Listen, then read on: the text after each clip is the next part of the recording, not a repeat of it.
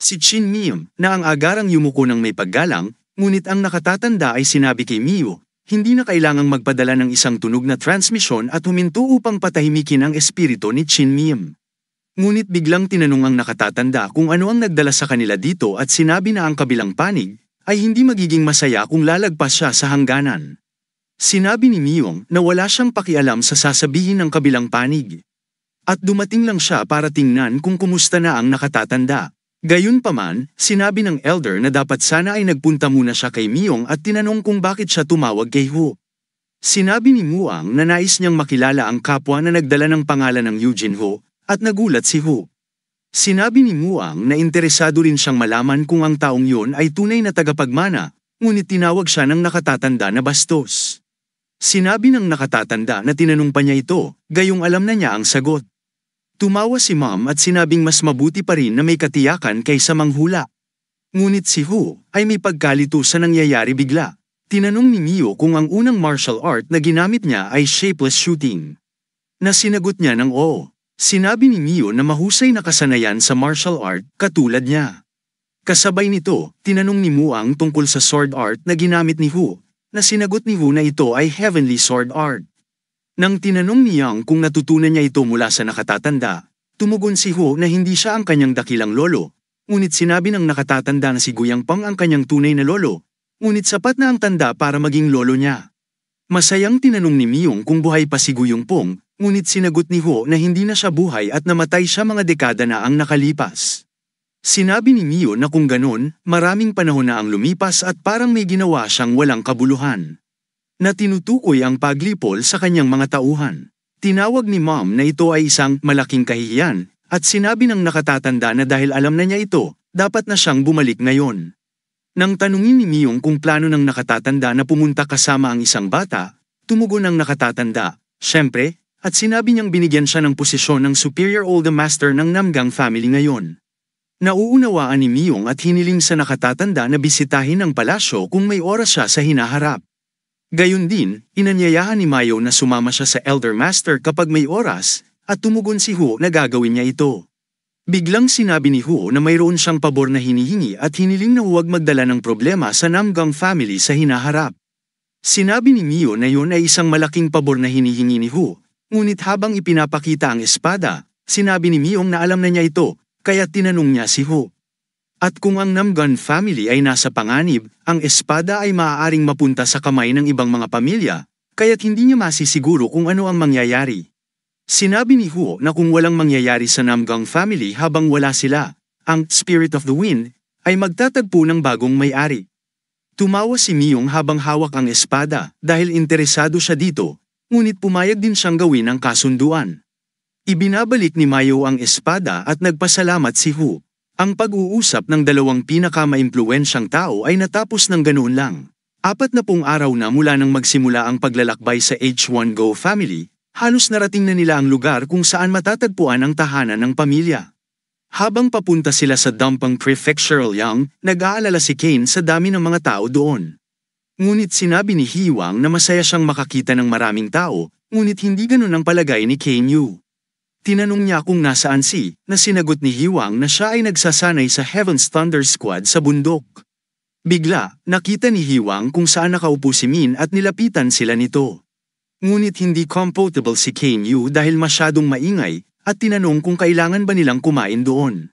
Samantala, ipinaliwanag ni Doman na mayroong dagsa ng mga tao dahil sa 5 Dragon Branch meetings at sinabi na isang himala na nakapag-book pa sila ng silid. Huminto si King Yu nang naksimangot sinabi ni Hiwang na huwag nang magreklamo tungkol sa pagkain sa harap niya. Sinabi ni King Yu na naintindihan na niya, ngunit biglang tinanong niya si Nugon kung ano ang tinitingin niya. Sinabi ni Nugon kay King Yu na may bata doon na matagal nang nakatingin sa kanila at tumatawa. Sinabi ni Nugon na siya ay nakakailang, ngunit sinabi ni Choban na huwag na lang itong pansinin. At si King Yu na sumang-ayon kay Choban. Sinabi ni King na marahil ay kakaibang tanawin na makita ang dating bumagsak na Namgang family na nabuhay muli tulad nito. Pumayag si Sinugon at naintindihan. Nang lumapit ang bata sa kanila, tinanong niya kung sila ba ay mula sa pamilya Namgang. Biglaang tumayo si Nugon mula sa kanyang upuan at galit na galit, tinanong ang bata kung ano ang gusto niya, ngunit sinabi ni Min kay Nugon na huminto na. Nang tanungin ni Min ang bata kung sino siya, sinabi niya na tama siya, at natuwa siya na nakilala niya ito. Sinabi ng bata na siya si Tu Leng, ngunit tinanong ni Min kung siya ba ang Chen Hai. Tinutukoy na ikinatuwa ng bata dahil kilala siya ni Min. Alam ni Choban ang tungkol kay Shen Hai, isang bata na nawalan ng parehong magulang sa murang edad at inampun ng isang matandang kapatid na babae na nagngangalang Shen Rowan.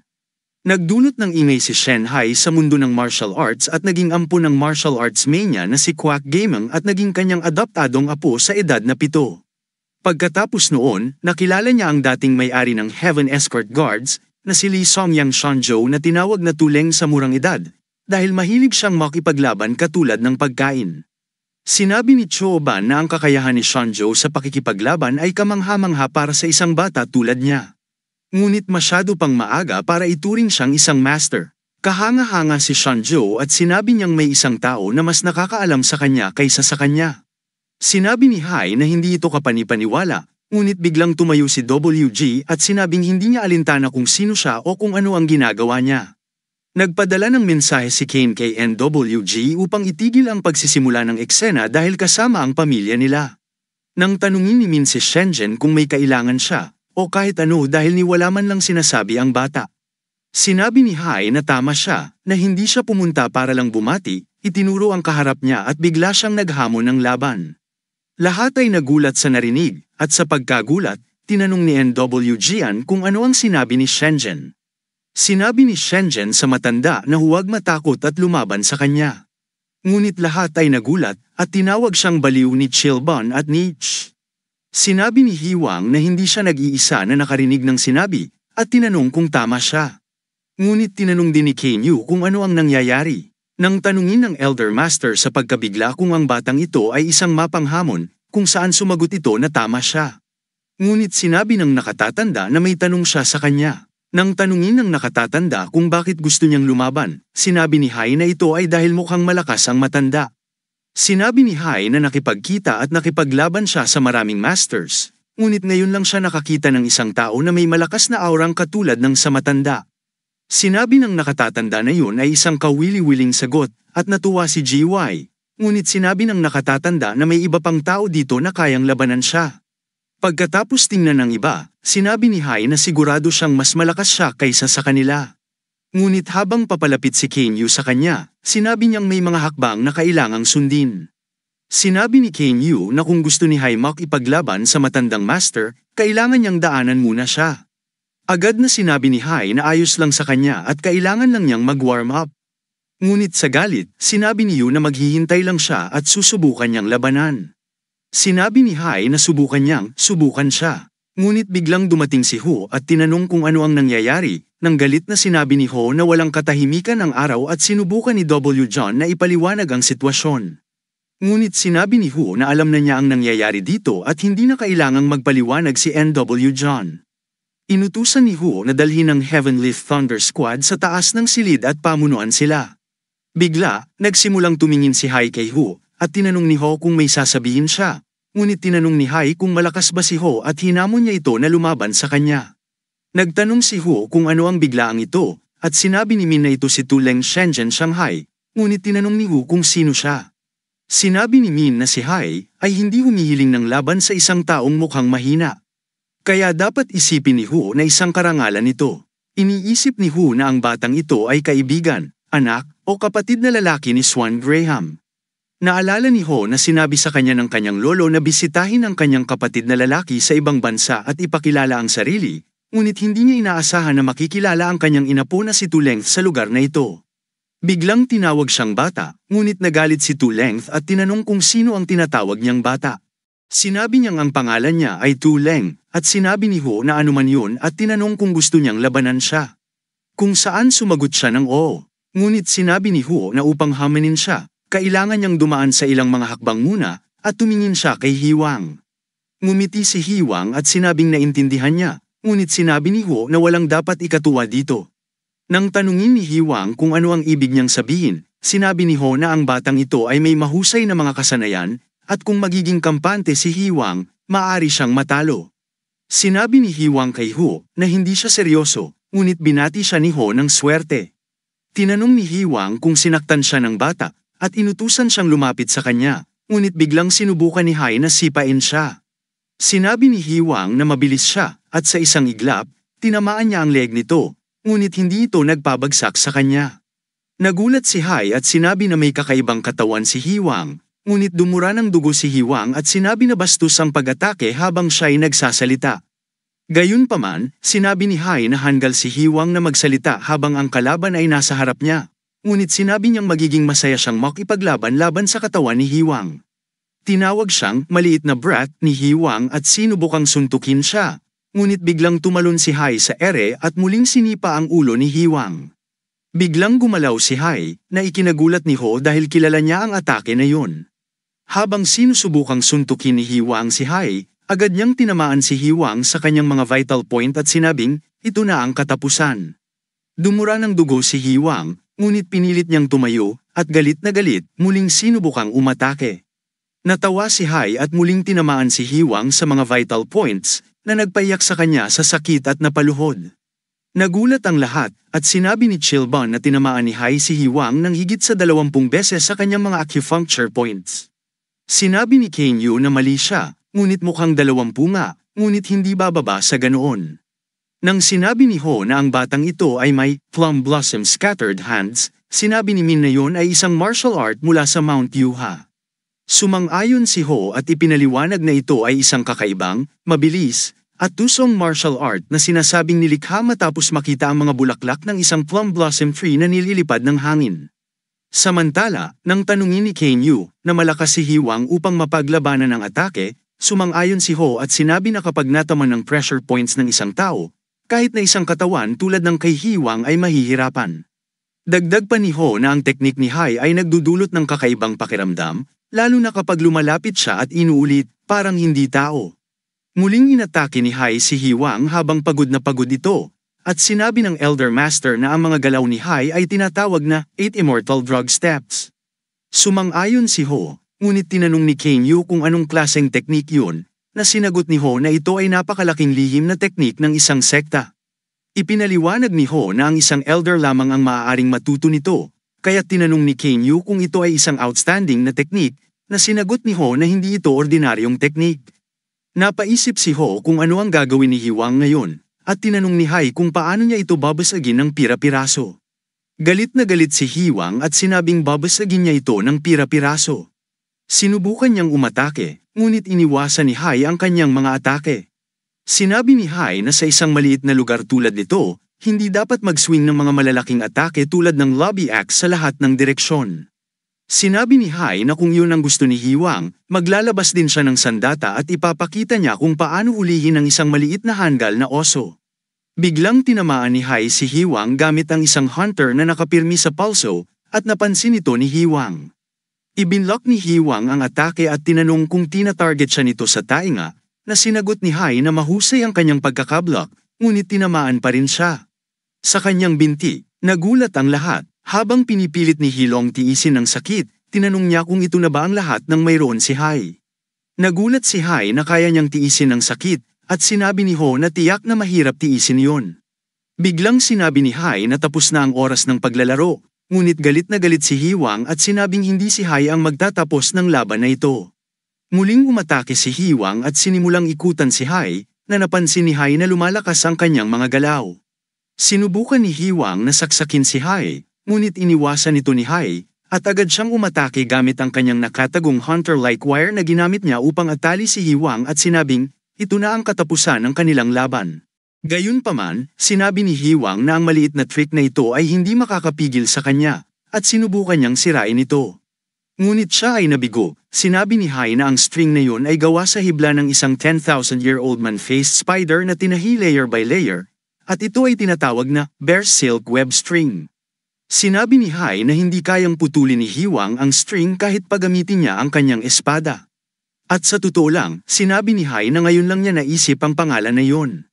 Nang tanungin ni Hai kung paano niya iisipin at kung sapat na ba ito, sinabi niya na ipapakita niya kung paano siya makikipaglaban sa kanya ayon sa pangako. Pumayag si Ho, ngunit sinabi niyang dapat munang kalagan si Hiwang, at masiglang sinabi ni Hai na magagawa niya yon. Pikawalan ni Hai si Hiwang, ngunit si Hai ay galit na nakatingin sa kanya. Dahil si Hai ay gumagamit ng underhanded move. Nagtanong si Hai kung ano ang tinitingnan ni Hiwang at sinabi na umalis siya dahil nasa daraanan siya. Nagalit si Hiwang at nang tanungin ni Hai kung gusto niyang makuha ang ibang piraso ng web, biglang may hamapa sa kanya ng pat-pat. Nagalit si Hai, umiikot at tinanong kung sino ang magtatangkang tamaan siya, at isang matandang lalaki ang nagsabi na siya ang tinamaan. Samantala, tinanong ni King Yu kung sino ang matandang lalaki na yun, at sumagot si MW John na hindi niya alam.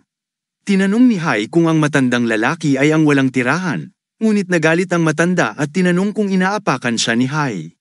Agad na sinabi ni Hai na hindi yun ang ibig niyang sabihin. Ngunit sinabi ng matanda na si Hai ay parang kanyang disipulo na nakikipaglaban kung kani-kanino. Katulad ng kanyang master, habang nakakaramdam ng hiya si Hai, tinanong niya kung nakita ng matanda ang buong laban, mula simula hanggang dulo, na sinagot ng matanda na nakita niya ito mula simula hanggang wakas. Nagalit ang matanda at tinanong kung ano ang pangalan ng weapon na tinatawag na Bear Silk Web String, at tinawag siyang Bobo, at tinanong kung kailan nagbago ang pangalan ng weapon.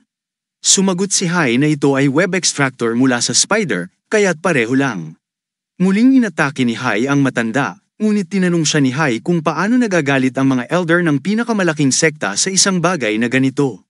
Nang marinig ni Ho na ang lalaki ay ang beggar elder, nagulat siya at nagtanong kung ang taong ito ay si Giant, na sinasabing umabot sa antas na katumbas ng 10 masters na kilala niya.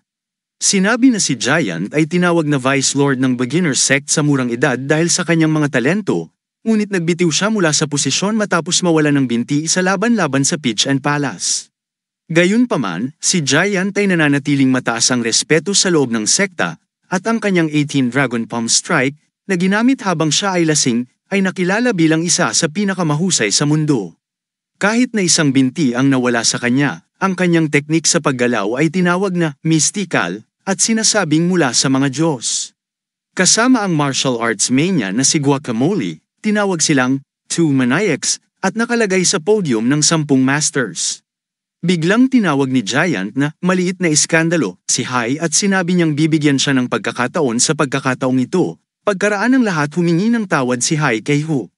Sinabi ni Ho kay Giant na huwag mag-alala, sinabing ang mga kabataan ay minsang nagwawala at minsang sumusobra. Ngunit maganda na makita ang ganoong antas ng kumpiyansa sa isang tao.